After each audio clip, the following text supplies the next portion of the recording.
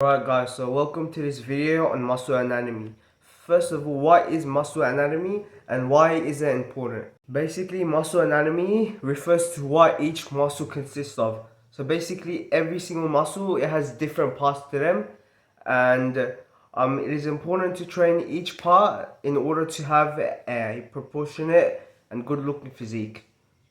Alright, so first of all, let's start off with the chest. The chest has three parts: so the upper chest, also known as the clavicular head, the middle chest, also known as the sternum, and the lower chest, also known as the lower abdomen. So, in order to train your upper chest, you have to do any type of incline pressing, so such as incline machine press, incline dumbbell press, incline barbell press. It doesn't really matter. Um, the upper chest is probably the most important part of your chest for aesthetics because it really makes your chest pop out more. Like think about Arnold Schwarzenegger. His strength was probably his upper chest, and that's what made his physique so unique because of his chest.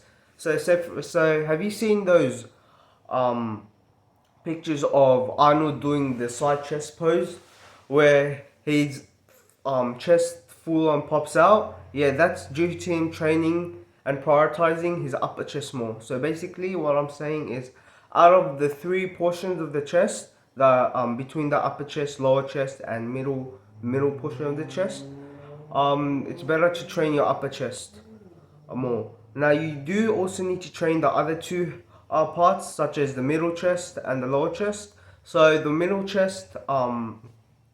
portion of the chest, any type of flat bench press, your normal barbell bench press, your normal dumbbell bench press, your machine press, any type of chest fly, yeah, that'll do for your um what do you call it? Your flat. That will do for your middle chest. Now the lower chest, this is probably the least important one out of the all the three heads of the chest, but you still have to prioritize it if you want a proportionate physique. So all I do for the lower chest is literally just weighted dips. You can do decline bench press, such as decline barbell bench press, decline dumbbell, or decline machine press, but that's not really that important. I mean, dips are probably the best exercise for growing that lower chest. Okay, move on to the next muscle group, which is gonna be the shoulders. I already made a video on this before. You guys can go check it out on my Insta, on my TikTok. But yeah, I'll just go over it again. So basically, the shoulders got three parts: the front deltoid, the side delt, as well as the rear delt. So I'll go over the exercises again. So the front delt works in any type of shoulder pressing variation: machine shoulder press, barbell shoulder press, dumbbell shoulder press. Your front delts are also heavily emphasized during any other type of pressing movement, such as, if you train chest, your front delts are gonna get hit either way. So like if you do barbell bench press, dumbbell bench press, dips, your front delts are gonna get involved either way. So like that's why most lifters, if you look at their physiques, they actually have overly developed front delts because they train chest a lot. So yeah, this is probably one muscle you probably won't have to worry about, since you're already hitting this part through most of your through most of your pressing movements. Okay, so let's move on to the next part of the shoulder, which is probably the most important one: the lateral or medial delt. Basically, this part right over here. This is probably the most important one because training this muscle will give you the illusion that you're wider and you're bigger than you actually are. So the lateral delts, to train your lateral delts, you can do any type of lateral raise movement, such as a dumbbell lateral raise, a table lateral raise, or a machine lateral raise. Just go for honestly, the lateral delts are a muscle that recovers really quickly. So you can train your lateral delts like more than 2 times a week. For the lateral delts, I train it like 4 days a week because they recover really quickly, and it's probably the most important muscle for you to look big. That's why. So basically, big lateral delts is equal to big shoulders, and big shoulders is equal to giving the illusion that you're bigger than you actually are. Okay, so let's move on to the last part, which is the rear delts. So for the rear delts, this muscle actually gives you the illusion of having 3D shoulders. The only way I train rear delts is literally just by doing rear delt flies. That's the only exercise I do. But remember, your rear delts will get hit in most of your compound back exercises, such as your pull-ups and rows. But it's still important to isolate them. So another exercise you can do for your rear delts is face pulls. I've tried that before, but it doesn't really work for me. So yeah, I just spam rear delt flies. That's about it. Okay, now let's move on to the back. Okay, this is probably the hardest one for me to explain because the back consists of so many smaller muscle groups. But the four parts of the back which I'm gonna explain are your lats. So this part right over here, your traps, your rear delts, which I already explained in the shoulder part, but I'll just explain it again, as well as your lower back. So for your lats, this is probably the largest part of your back. It's probably the most important part. To train your lats, you can do any type of vertical pulling movement, such as pull-ups or lat pull-downs. Personally, I prefer pull-ups because it's really good in terms of a muscle building perspective as well as a strength building perspective. So if you do lat pull downs, yes, you'll gain muscle, but you're not gonna really gain that much strength. You're not gonna gain that much relative strength. Whether with pull-ups, you're gonna gain muscle and you're gonna gain a lot of strength as well. Think of those why do you think calisthenics athletes, their back is so big? Because from all the hundreds and thousands reps of pull-ups, if you can rep like at least one plate on the way to pull up, yeah, your back's gonna grow. Trust me. The next part of the back, which I'll be talking about, is probably the traps, specifically the upper traps. So there's the traps. There's two parts: the upper traps as well as the lower traps. Lower traps are part of your mid back. That's personally.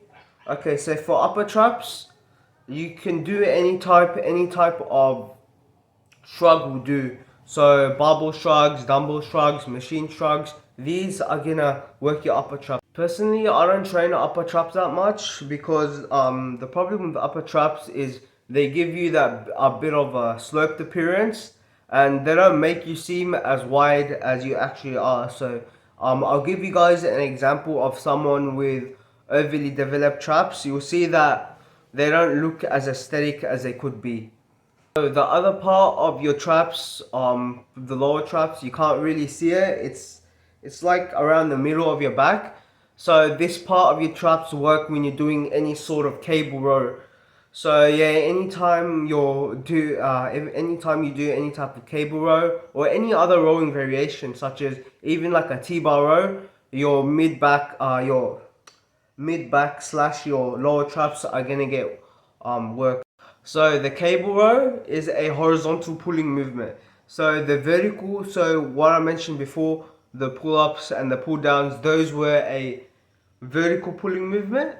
The horizontal, the cable rows and any type of other row, that's a horizontal pulling movement. So basically the vertical pulls, they work the width of your back, whilst the horizontal pulls, they work the thickness of your back. So it's really important to have a vertical pull and it's really important to have a vertical pulling movement as well as a horizontal pulling movement in your program. So the last part of the back which I'll be explaining is probably the lower back. So the lower back works when you do any type of RDL movements or any type of deadlifting movements. But personally, I don't really work the lower back because, come on, who's gonna actually stare at your lower back? Like, it's not really as important as you think. But if you guys want to develop your lower back, yeah, any type of hip hinging movement, such as a deadlift or an RDL, will do the job. Okay, so far we've covered the chest, back, and shoulders. Now let's move on to the arms. So let's start off with the bicep. The bicep has got two heads. That's why it's called bi, because bi means two, and the bicep has two heads. Yeah, so the bicep has two heads. One's the short head and the long head. So the short head is mostly responsible for the width of your biceps, whilst long head is responsible more for the peak. But yeah, some people, depending on your genetics, some people have better long head, some people have better short head. So regarding genetics for biceps, so if you have a better short head, your biceps they're gonna look a lot more fuller. But when you do that bicep flex, when you do that flex, it's not gonna look as good. So say for example for me, I have a better short head, so if I train my biceps, they're gonna look a lot more fuller.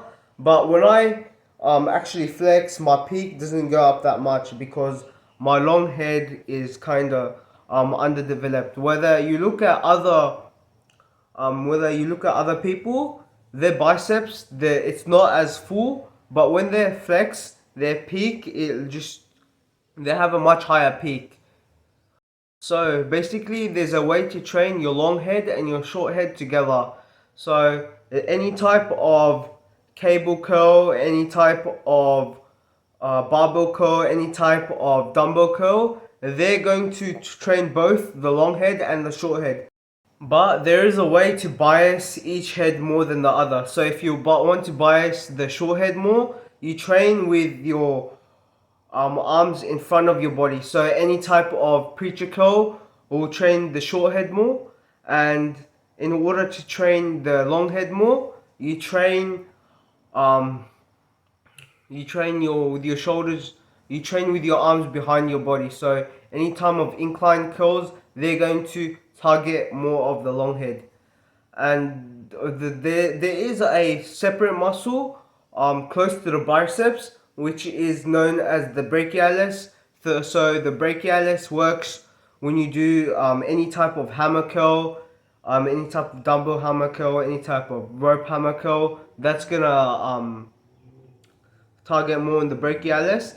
So let's move on to the last muscle group, which is the triceps. The triceps has three heads. That's why it's called triceps, because tri means three, and yeah, the triceps have three heads. So the triceps consists of the long head, the lateral head, as well as the medial head.